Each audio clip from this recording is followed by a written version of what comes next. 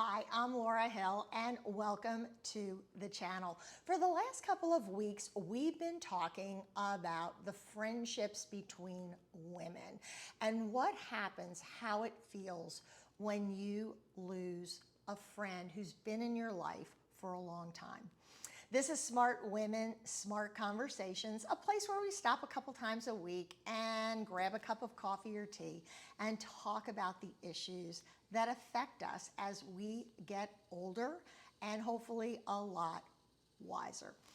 So I hope you've gone back and watched a couple of the videos on the breakup of a long-time friendship, but more importantly, read the comments. It's so interesting to see how all of you come at the topic of friendship with another woman from completely different places. Well, obviously, that does make sense. We've all lived completely different lives.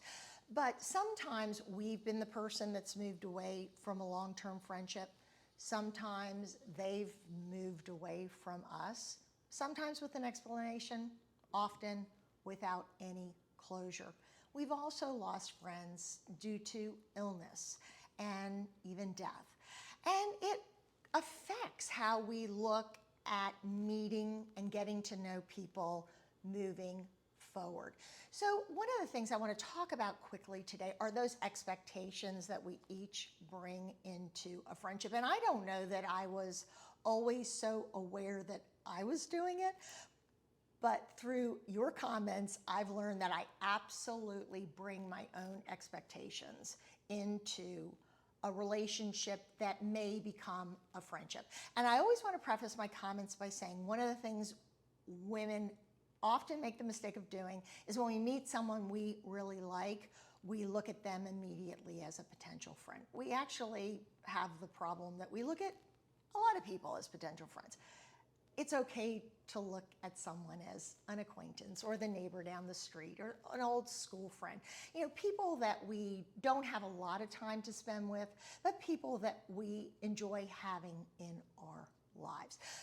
But these relationships where we find something special, we seem to connect on some level. Maybe it's a sport, maybe it's a hobby, maybe it's work. And why do we care about this? Because it affects so many of our other relationships in our life, our professional relationships. Maybe you own a business, maybe you're climbing the corporate ladder, maybe you had a very long career. Maybe you worked in the house or were a volunteer. Everywhere we turn, there's an opportunity to form some kind of connection with another person.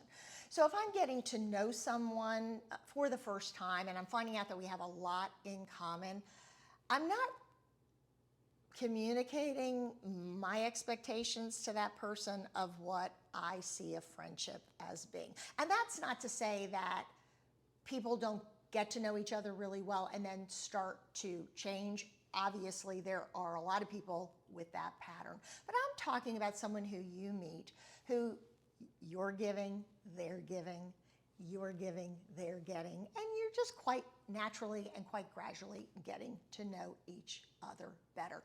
That expectation of becoming friends puts way too much pressure on us, and it also forces us into the fast lane.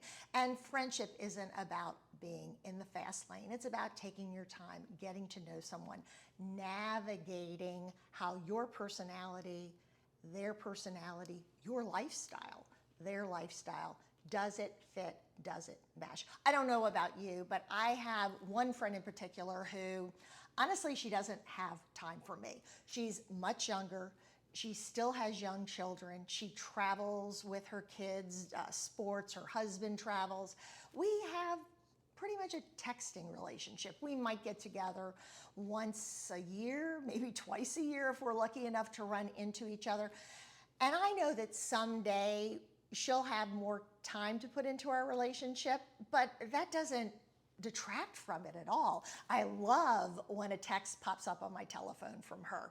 So don't be afraid to put friendships in kind of different categories, and with that, not the same expectations. If something works out, by the time it truly works out, by the time you really start to mesh, you'll find out that that investment has really paid off because you know what you're getting and they know what they're getting.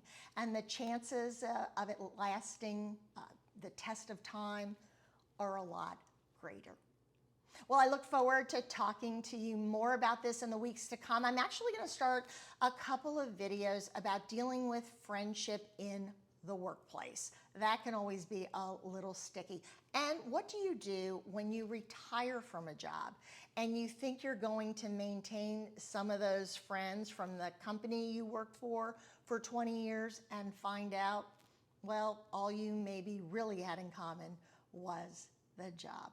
I look forward to seeing you next time on the channel. I hope you'll click, like, and subscribe, and please go back and watch some of my other videos. Take care. Thanks so much.